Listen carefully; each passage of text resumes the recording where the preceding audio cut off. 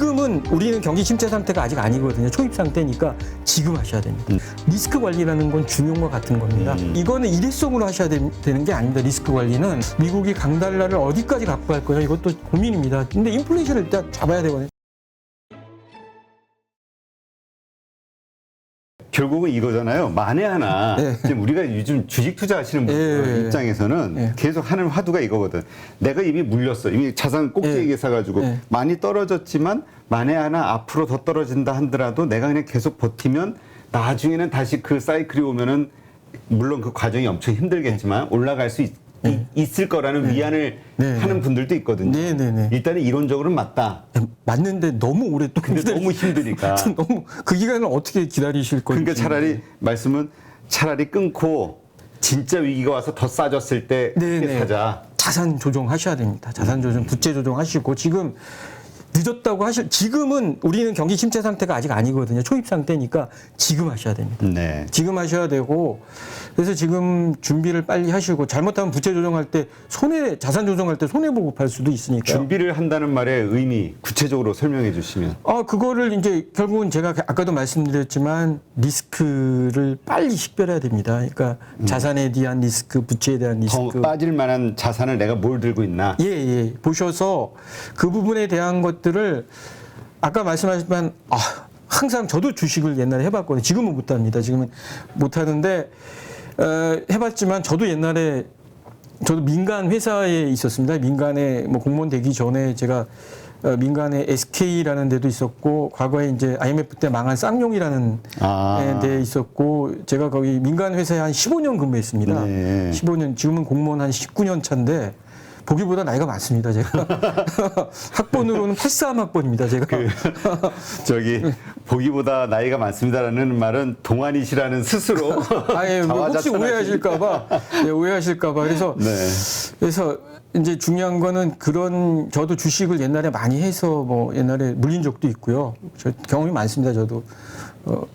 저희 와이프한테 혼나고 엄청 혼나고 버린 적도 있었죠, 물론. 근데 항상 올랐을 때를 생각하니까 못 팔게 되더라고요. 항상 고점만 생각하니까. 그래서 항상 중요한 거는 지금 상태에서의 리스크를 보셔야 돼요. 그러니까 내가 얼마를 손해봤는지 얼마가 떨어졌는지를 생각하지 말고 지금 내가 더 얼마를 손해볼 수 있을 것인지 이익을 볼 수 있을 것인지 이 시점에서 잘라서 생각하자. 그리고 앞으로 버틸 수 있는 건지. 그래서 리스크를 식별을 하셔야 되고 그리고 대책도 만들고 조정을 하셔야 되는 거고요. 그리고 이거는 일회성으로 하셔야 되는 게 아닙니다. 리스크 관리는 일회성이 아니고 앞으로도 끊임없이 새로운 리스크가 나타나는 거거든요. 그래서 리스크 식별을 하기 위해서는 단순하게 부채나 자산이라고 제가 쉽게 말했지만 그 리스크가 어떤 형태로도 나타날 수가 있거든요. 쉽게 말하면 내가 주식 한 주 샀는 게 그게 리스크로도 올 수 있습니다. 그러니까 결국은 리스크는 끊임없이 식별하고 분석하고 평가하고 대책을 만들고 그걸 해결해 나가는 과정을 그걸 보통 저희가 생태계라는 표현을 하거든요. 리스크 관리의 생태계라는 표현을 쓰는데 그런 리스크를 끊임없이 활동을 하셔야 됩니다. 그래서 그건 일회성으로 보시면 안 되고 끊임없이 그리고 향후에도 마찬가지입니다. 이게 경기가 확장기로 가더라도 끝나서는 안 되고요.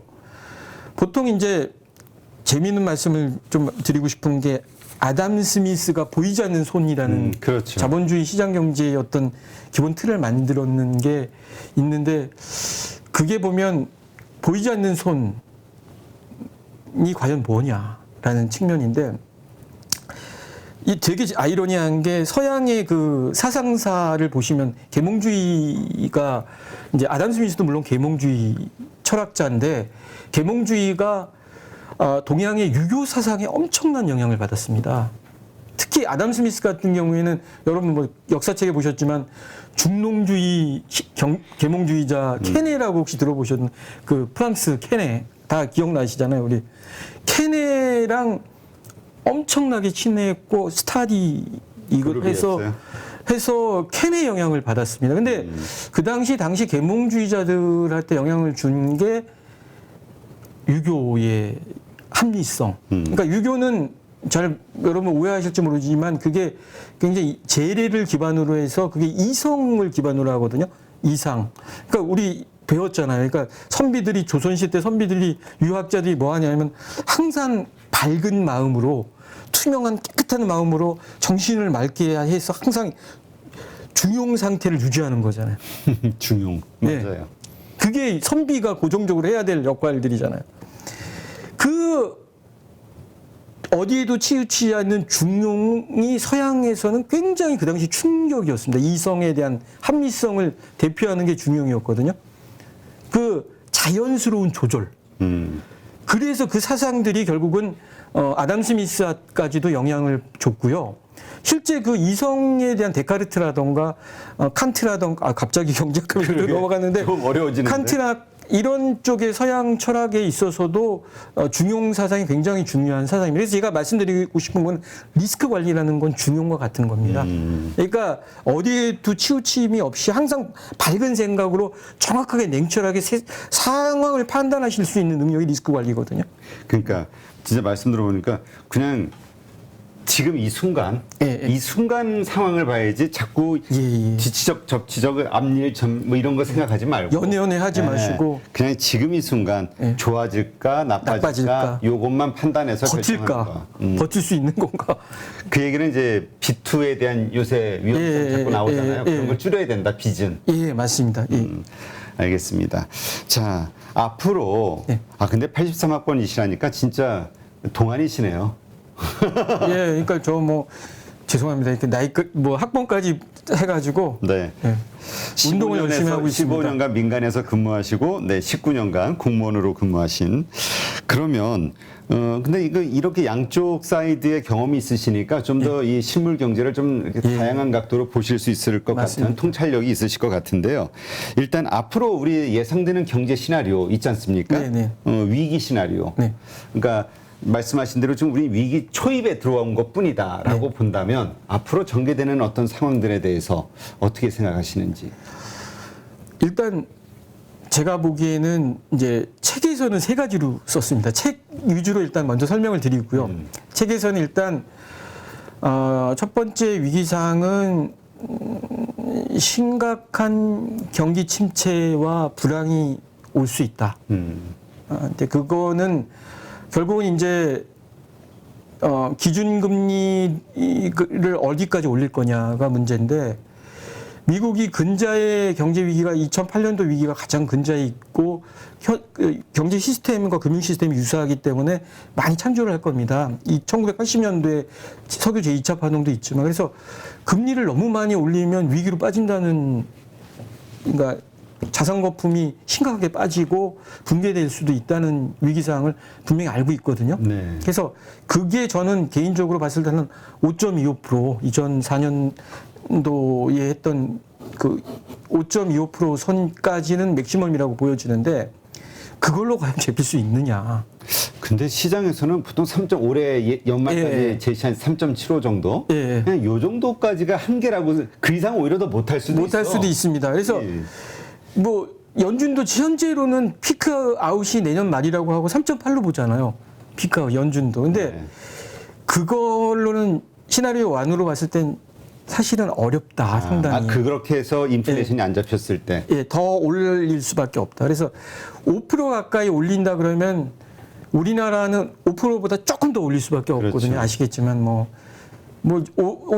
오늘부터 이제 금리 역전은 분명히 됐습니다. 그래서 과거처럼 우리 경제 펀더멘탈이 좋기 때문에 금리 역전된다고 갑자기 한국에 투자했던 외환이 빠져나가는 그런 상황은 아닙니다. 참고로 말씀드리면 얼마 전에 프랑스 중앙은행이 한국 채권을 좀 관심이 많다고 와서 문의도 하고 그럽니다. 그러니까 나름대로 그 한국 경제가 펀더멘털이 좋으니까 프랑스 은행도 우리한테 이렇게 문의도 하고 이런 상황이니까 중요한 부분은 펀더멘털이 좋기 때문에 쉽게 그렇게 그런 상황은 아니지만 그럼에도 불구하고 미국 연준이 5%까지 올리고 우리도 5.5% 5.25나 5까지 올리면 시중금리가 거의 7%, 8%, 9%까지 올라갈 수밖에 없는 상황이라 그렇게 되면 이제 자산 거품이 붕괴가 될 수밖에 없는 상황이고요.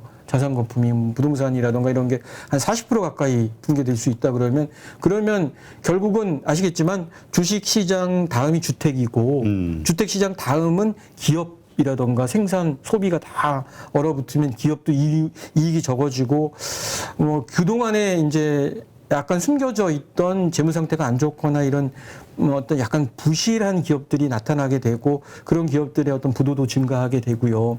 그리고 금융회사들도 지금은 드러나지 않지만 뭐 제2금융권 중심으로 부실 금융회사들이 나타나게 되면 실제 이제 금융회사 일부 금융회사지만 금융회사나 은행 기업들이 부실이 나기 시작하고 이렇게 되면 이제 신용 경색도 일어나고요. 침체 상태도 오게 되고 그렇게 되면 상당히 생각보다 위험한 상황이 온다. 물론 IMF까지는 아니더라도 당시 아니더라도 상당히 기업 소비도 침체가 되고 생산 소비 뭐 여러 가지 상황이 오는 게 첫 번째 시나리오로 저는 보여지고요. 두 번째 시나리오는 그러니까 첫 번째 시나리오는 연준이 기존의 3점 뭐 이런 정도 지금의 스탠스로의 금리 인상 가지고 인플레이션을 못 잡았을 때. 예. 두 번째일 경우는 뭐 지금 상태로 못 잡히더라도 5% 저는 최소한 근접하거나 넘으면 정말 심각한 자산 버블이 일어난다고 생각하고 5%에 근접할 수준까지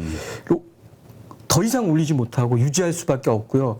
두 번째 시나리오가 이제 그 상태가 또 이런 얘기도 있습니다. 월가에서 지금 얘기 나오는 게 인플레이션 목표를 아예 2%보다 더 올리자. 그냥 우리 생각을 바꾸자. 한 4% 선까지 올리자. 뭐 이런 얘기도 있는데 이거는 조금 심각한 상황인 것 같고요. 근데 물론 이제 그런 얘기도 나옵니다. 그래서 그러면 경기 침체나 그러니까 불황이나 심각한 경기 침체는 아니지만 고물가가 그냥 계속 올라갈 수가 있습니다. 스태그플레이션 아시겠지만 기본적으로 물가 상태에서 어떤 성장률이나 이런 건 꺾이겠죠. 뭐 저성장은 있지만 인플레이션이 유지되는 스태그플레이션 상태가 지속되는 상황이 좀 당분간 지속될 것 같습니다. 그런 거를 사실 시나리오 2로 봤었고요. 네.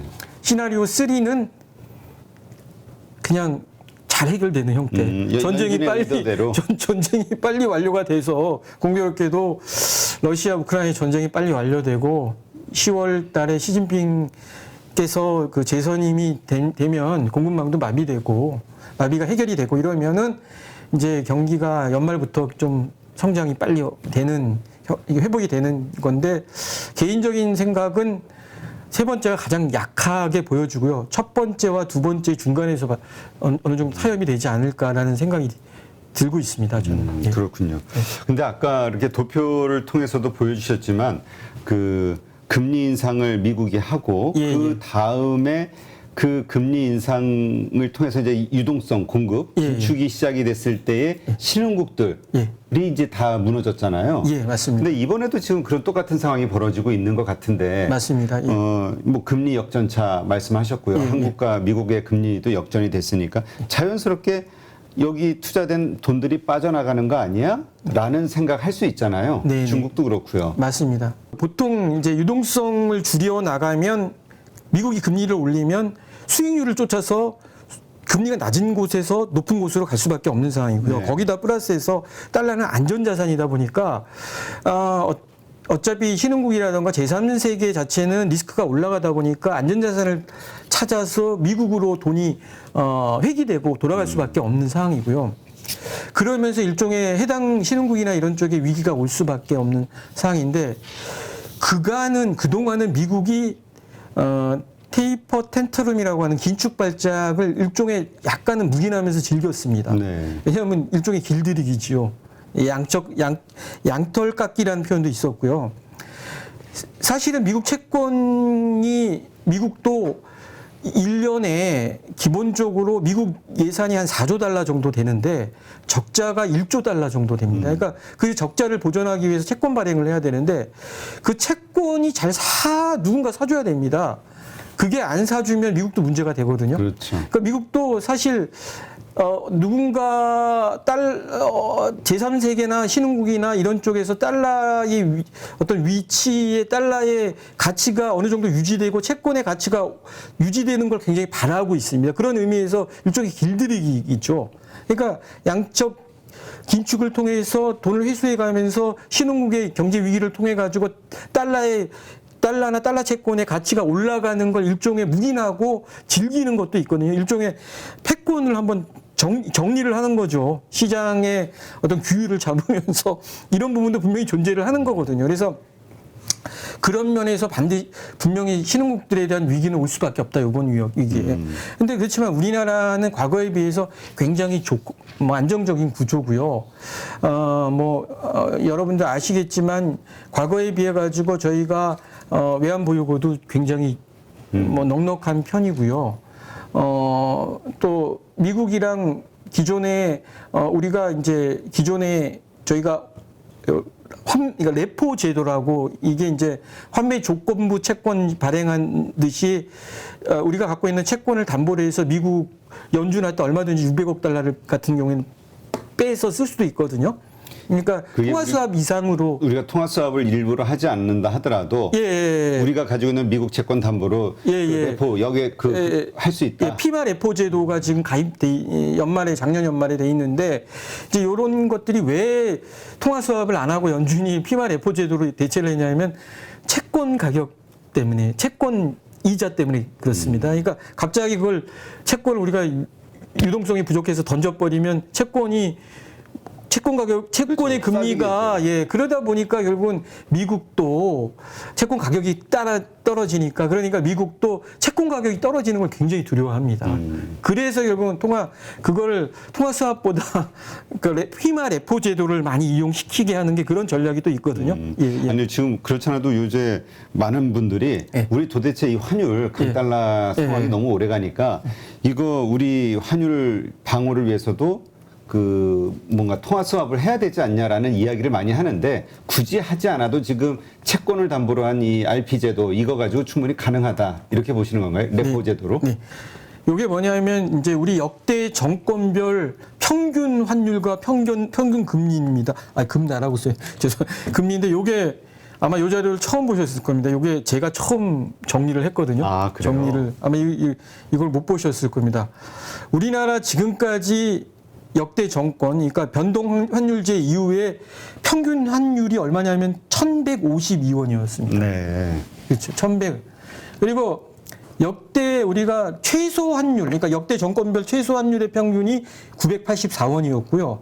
최대 환율의 평균이 1,438원이었습니다. 그렇게 보면 변동폭이 평균적으로 한 453원이 있었거든요. 지금 우리가 1,300원대인데도 최대 평균 환율보다 약간, 물론 이제 김영삼 정부 때 IMF 때 1,900원대까지 올라간 부분들이 있지만 평균적으로 어차피 수렴할 때 1,400원 38원이 최대 평균 확률이었기 때문에 우리가 최대로 갔을 때에 비해서 아직은 낮은 형태거든요. 네. 그렇게 지금 물론 우려는 1,300원이 그런 수 있다. 그래서 충분히 이런 이제 변동폭이 있는 거고요. 금리를 한번 보시면 밑에 금리를 보시면 우리가 이제 금리 자체도 과거에 정부에서 통제하기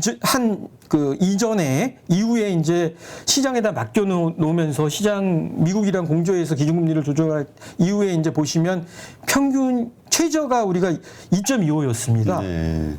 그리고 최고가 3.75였고 평균이 2.99 정도였거든요. 그러니까 물론 이제 그게 박근혜 정부 이후에 이제 종이 달러가 오면서 유동성 공급 때문에 금리를 거의 제로 금리 때로 많이 요즘은 오는 형태지만 그래서 아직은 평균적으로 보면 과거의 추세로 봤을 때는 이렇게 제로 금리가 과연 종이 달러 정말 어려우니까 찍어서 뿌렸는데 통화 정책의 정상화 측면에서 미국이 계속 유지를 할 거냐 이것도 사실은 고민이거든요.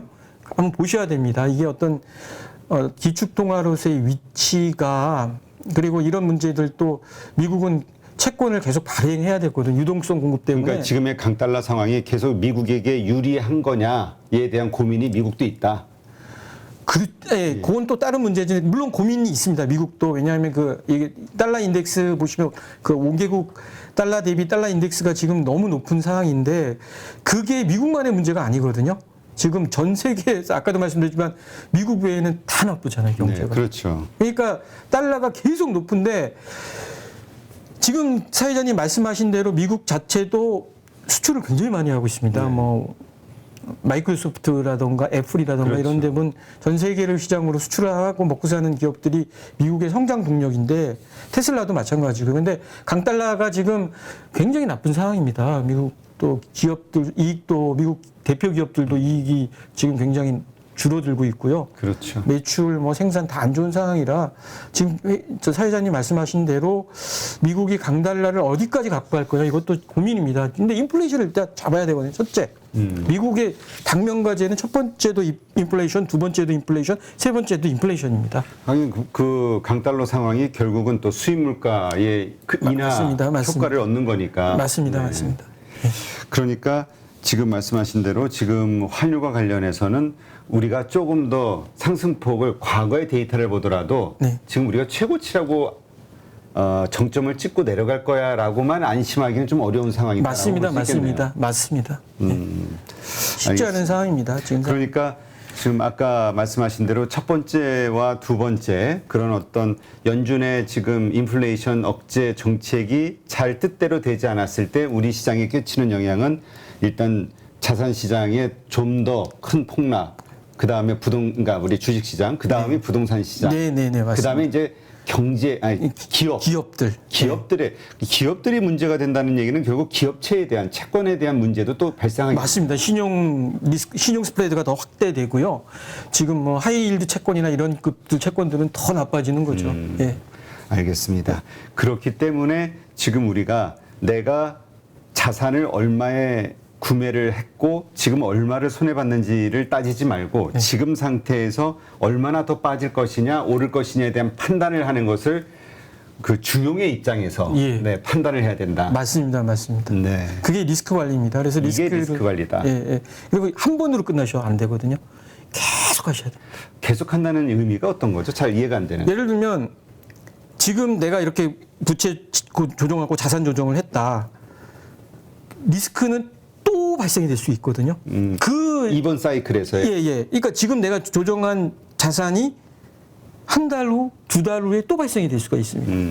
그러니까 그 생태계라는 표현이 뭐냐면 리스크 현재 상태의 어떤 리스크는 끊임없이 식별이 돼야 되거든요. 그러니까 결국은 뭐 기업체 같은 경우는 리스크 관리 활동을 거의 주기적으로 합니다. 계속 뭐 1년에 좀 경제가 안정적일 때는 1년에 한 2번 분기별로 하고 막 이러는데 지금같이 위기 상황에서는 제가 보기엔 뭐 분기에 한 번 하시든 한 달에 한 번 하시든 1년에 한 번 너무 위험한 것 같고요. 그래서 이 자산의 그 조정이나 부채 조정이나 그리고 또 만약에 좋아질 것 같다 그러면 좀 더 위험 자산을 늘리고 맞습니다. 리밸런싱을 계속해 나가야 계속해 나셔. 그 주기를 최소한 분기별 한 달에 한 번씩은. 한 달에 한 번 하면 더 좋고요. 한 달에 한 번. 하긴 요즘 같이면 워낙 빠르게 변하니까. 알겠습니다. 네, 오늘 기회를 동반한 또 다른 경제 위기의 시작. 하긴 위기 다음에는 기회가 있는 거니까. 아래 공포가 온다 책의 저자이신 김효신 박사님 모시고 거시 환경 그 다음에 금융 환경 전체를 한번 좀 점검을 해봤는데요. 하여튼 이 책은 정말 읽어보고 싶다 이런 분들은 댓글로 남겨주시면 저희가 10분 추첨해서 보내드리도록 하고요. 그 다음에 지금 사용하신 자료들은 또 우리 카페 자료실에 저희가 올려놓을 테니까 또 다운받아서 한번 다시 꼼꼼하게 보시기 바랍니다. 오늘 전체적으로 한번 우리의 그 투자자로서의 위치, 요거를 한번 재점검해 볼 수 있는 시간이었고요. 함께 좋은 인사이트 해주신 김효신 박사님 오늘 수고 많으셨고 감사합니다. 감사합니다.